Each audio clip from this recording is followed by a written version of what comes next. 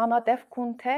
առանձին։ Ընտանիքի բոլոր անդամների հարմարավետությունը սա է գլխավոր պահը, որը կարևոր է հաշվի առնել։ Շատ խորհուրդ եմ տալիս կարդալ Ջեյմս Մատքենիի «Քնում ենք երեխայի հետ» գիրքը, որպեսզի ձևավորեք ձեր կարծիքը այս հարցի շուրջ։ Սա փոքրիկ գիրք է, դուք այն կկարդաք մի քանի օրում։ Ամենակարևորը, համատեղ քունը պետք է լինի անվտանգ երեխայի համար։ Լավագույն տարբերակը կլինի մանկական մահճակալը մոտեցնել ծնողների մահճակալին և հանել մեկ կողմի պատնեշը։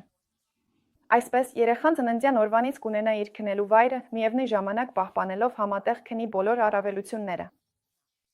Մայրը կկարողանա կերակրել նորածնին առանց վեր կենալու և կերակրելուց հետո վերադարձնել փոքրիկին մահճակալ։ Հետևեք, որ ձեր մահճակալի և մանկական մահճակալի մեջ բացվածքներ չլինեն։ Այն պետք է սերտորեն գծված լինի և անշարժ մնա։ Եթե դուք ընտրում եք համատեղ քուն նույն մահճակալում, ապա փոքրիկը նույնպես պետք է ունենա իր անկյունը, առանց տեքստիլի և բարձերի։ Ուշադրություն դարձրեք, որ փոքրիկը չպետք է քնի մոր և հոր միջև։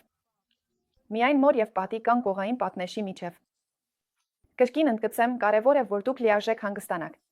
Եթե դուք ավելի լավ եք քնում, երբ փոքրիկը իր առանձին մահճակալում է, ուրեմն թող այդպես լինի։ Միակ բանը, կերակրելու համար ստիպված եք լինելու վեր կենալ։ Այդ պատճառով մտածեք գծվող մահճակալի տարբերակի մասին, եթե գիշերվա ընթացքում մի քանի անգամ վեր կենալը ձեզ համար դժվար լինի։ Համատեղ քունը թե առանձին, ընտրությունը միայն ձերն է։ Բայց եթե որոշում եք համատեղ քնել, հիշեք, որ այն պետք է կազմակերպված լինի երեխայի համար անվտանգ կերպով։